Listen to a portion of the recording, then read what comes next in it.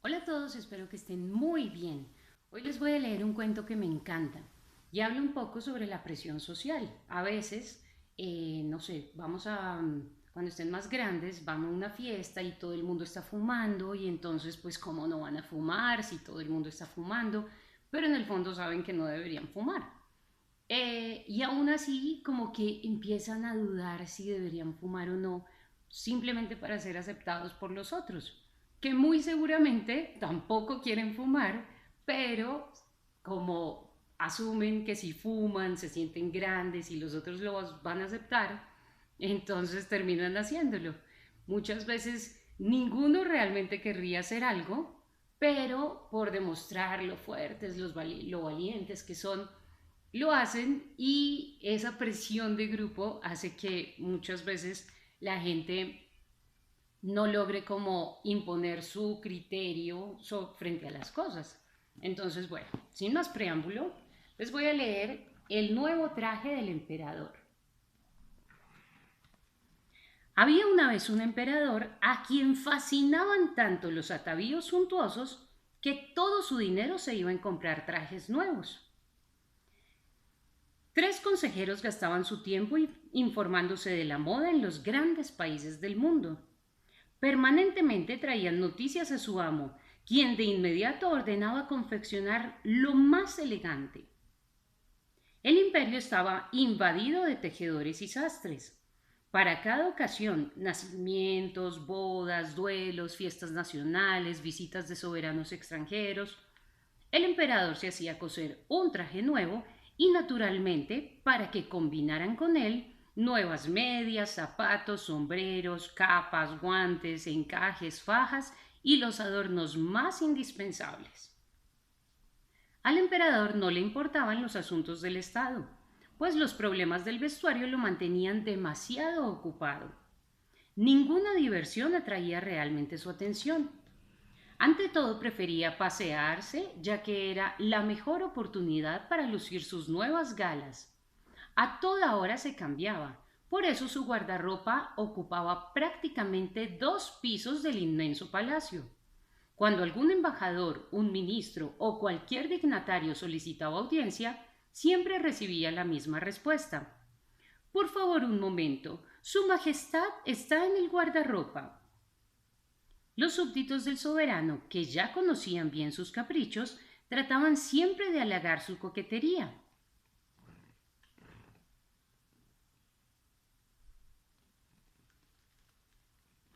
Si el emperador preguntaba, ¿de qué hablaron ayer durante el baile? El cortesano se apresuraba a responder, solo se habló del maravilloso traje de su majestad. En las fiestas fue el blanco de todas las miradas. Si preguntaban a cualquier otro dignatario, ¿qué dijo al salir ese embajador? Sin vacilar se le respondía. El embajador dijo que su soberano se sentirá embelesado con su elegancia, majestad. Transportado de júbilo, el emperador seguía contemplándose en los espejos del palacio. Cualquier día llegaron a la ciudad 2 bribones que pasaron por famosos tejedores profesionales.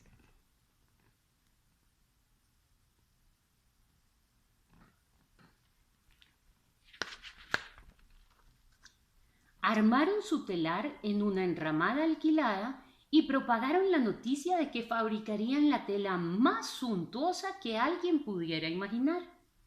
No solo el diseño, la trama y los colores serían excepcionales, sino que la tela tenía la virtud mágica de que solamente la podían ver quienes no fueran tontos y los que fueran dignos del cargo que estaban ocupando.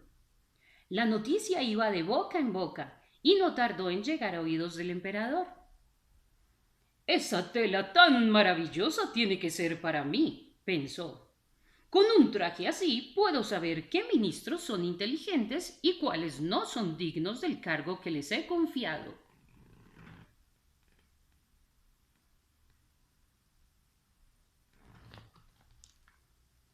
Entretanto, la noticia seguía propagándose como mancha de aceite y en la corte solo se hablaba de la tela.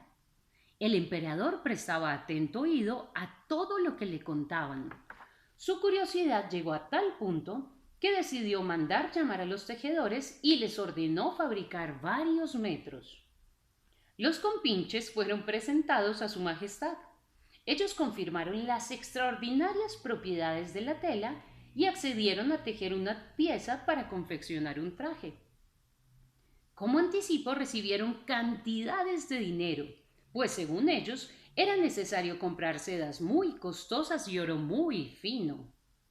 Dijeron que inmediatamente pondrían manos a la obra. Desde ese momento siempre alegaron estar muy ocupados. Se veían las luces encendidas en su taller hasta altas horas. Fingían trabajar sin descanso, pero en realidad no hacían absolutamente nada.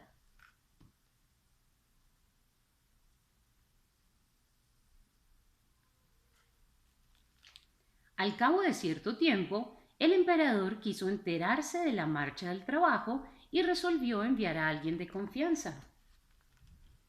¿Quién podría ser?, se preguntaba indeciso. No quiero sorpresas. Tiene que ser una persona inteligente y competente que pueda ver la tela. Pensó en sus ministros, consejeros, dignatarios y hasta en personas más humildes, pero siempre lo asaltaba alguna duda. Por fin se decidió. Enviaré al primer ministro. Es un hombre prudente, honrado y de mucha experiencia. Con toda seguridad hará un informe completo y exacto. ¿Y quién más puede mostrarse digno del cargo que ocupa? Hubiera ido él personalmente, pues no dudaba de sus capacidades, pero una misión de estas no era para un monarca. El primer ministro sí era la persona indicada. Mientras tanto, en la ciudad y en la corte no se hablaba más que de la maravillosa tela, cada vez con mayor curiosidad. Cada quien hubiera querido descubrir a través de ella la crasa ignorancia de su vecino. El veterano ministro se presentó ante los falsos tejedores. Inmediatamente lo invitaron al taller donde estaba el telar, que como sabemos estaba vacío.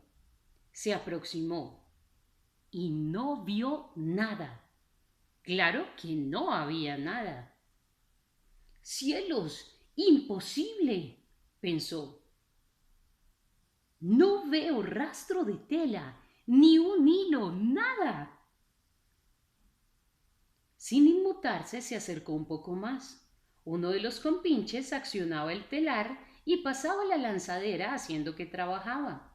El otro daba explicaciones sobre los colores y el diseño, pero siempre rogándole que no tocara nada, pues la trama era tan delicada y fina que cualquier roce podría estropearla.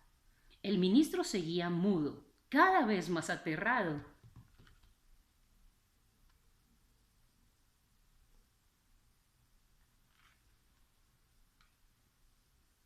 ¿Pero qué dice?, preguntó uno de ellos. ¿Qué piensa de esta obra? ¿Es que no le gusta?, le conminó el otro fingiendo ansiedad.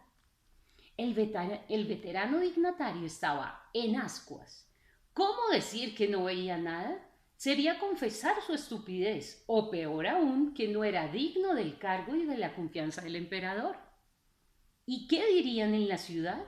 Quedaría en ridículo. Nunca jamás, pensó, jamás confesaré que no vi la tela. Y dirigiéndose al par de bribones exclamó: ¡Espléndida, magnífica, maravillosa! Realmente no esperaba tanto. Ya lo ven, estoy mudo de emoción. Eso sí nos llega al alma, dijeron. Y sin más siguieron elogiando su tela. El ministro los escuchaba con mucha atención, pues quería transmitir al emperador cada palabra. Una vez de regreso, dio cuenta detallada de su visita y describió la tela que nunca había visto.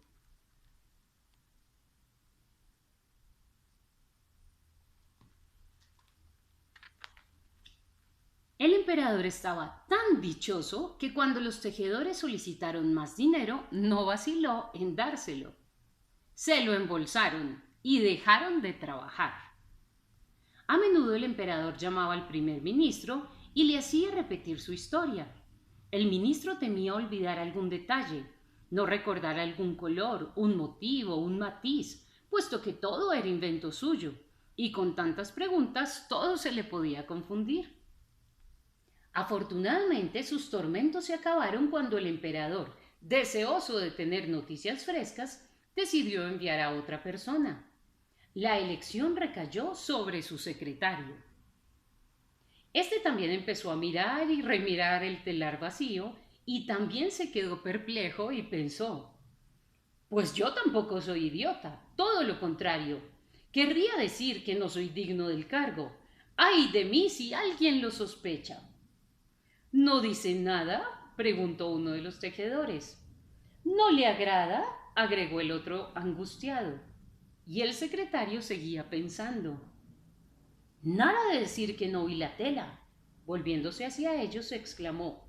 Espléndida, magnífica, maravillosa. Más que satisfecho deberá estar el emperador. Eso nos colma de alegría, replicaron los compinches y siguieron elogiando la originalidad del diseño, el tono de los colores, la textura, con la recomendación, claro, de no tocar, pues una cosa tan fina irremediablemente se dañaría.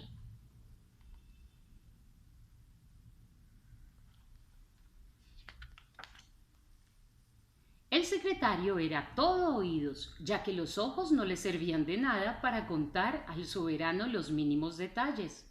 De regreso, durante 2 horas describió la finura del tejido, la originalidad y la armonía del diseño, como si de veras la hubiera visto. El emperador, encantado, empezó a anhelar ver semejante prodigio con sus propios ojos, y sin resistir mucho tiempo, fue personalmente a ver.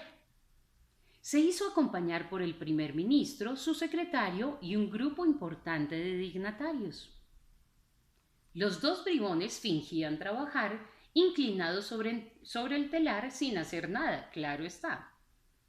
El ministro y el secretario condujeron al soberano y le explicaron todo como si fueran expertos.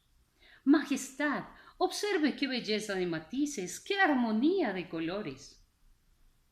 ¿No es como una aurora esplendorosa del gusto de su Alteza? El soberano, que tampoco veía nada, se puso a pensar.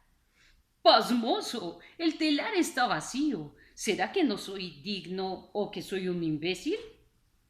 Ante idea tan espeluznante resolvió fingir y dirigiéndose a los bribones exclamó: Ciertamente magnífica. Me siento embelesado. Los otros dignatarios que estaban en el mismo trance se fingían extasiados. ¿Han visto alguna vez maravilla igual? ¡Qué obra tan extraordinaria! Una suerte que estos tejedores hayan llegado hasta nuestro país. Y todos presionaban al emperador para que ordenara un traje con esa tela y lo estrenara en la procesión que se iba a celebrar en esos días. El emperador acató la idea entusiasmado, confirió a los bribones el título de tejedores imperiales, los condecoró con la orden del guardarropa y los hizo caballeros por su indiscutible mérito. Los granujas se deshicieron en reverencias y cumplidos y prometieron entregar el vestido antes del plazo fijado. Durante 3 días y 3 noches permaneció encendida la luz en la ventana de los tejedores, absortos en su trabajo. Unos curiosos alcanzaron a ver con sus binóculos por las ventanas cómo sacaban la tela, la cortaban y la cosían. Y en realidad los dos granujas no paraban un minuto sus mímicas para engañar a todos esos tontos. Al tercer día anunciaron: «El traje de su majestad está listo». El soberano llegó para la prueba. Como de costumbre, se hizo acompañar de los dignatarios más importantes. Los dos compinches mantenían los brazos extendidos como llevando las diferentes partes del vestido. Las mostraban al emperador una tras otra. Aquí está el pantalón. Esta es la camisa. Mire la capa.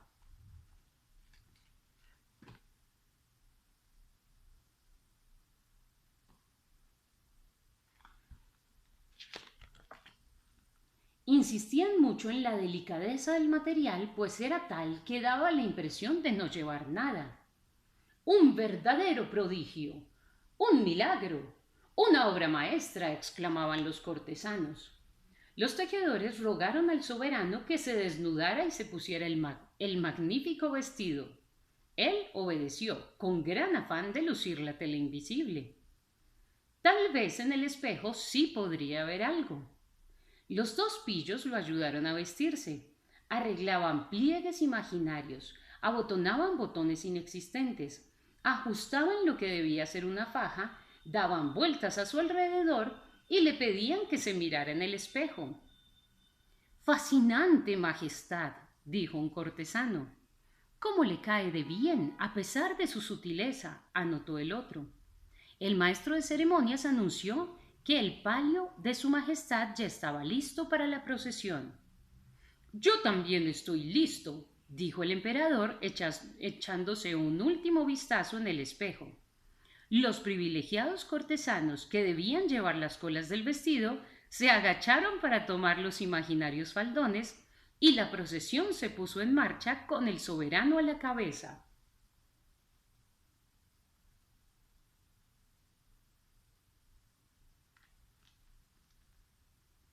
El pueblo se apiñó a lo largo de las calles. ¡Qué esplendor! Nunca se había vestido así. Verdaderamente es un traje fabuloso. Nadie confesaba no ver nada por temor a la rechifla y a perder su trabajo. De repente, un niñito que no tenía esas preocupaciones gritó: «Pero si el emperador anda en ropa interior, qué suntuoso traje si no tiene nada». ¿Lo oyen? Es la voz de la inocencia, dijo su padre. Todos asintieron. Inmediatamente todo el mundo empezó a gritar: «¡El emperador está en cueros!». Consciente del ridículo que estaba haciendo, él pensó, sin embargo: «Tengo que llegar hasta el fin. No puedo dar la razón al populacho y quedar como un estúpido». El desfile prosiguió y los cortesanos, para no contrariarlo, volvieron a recoger las colas de tan suntuoso e invisible vestido. Y colorín colorado, este cuento se ha terminado. Por un zapatico roto, mañana te contaré otro.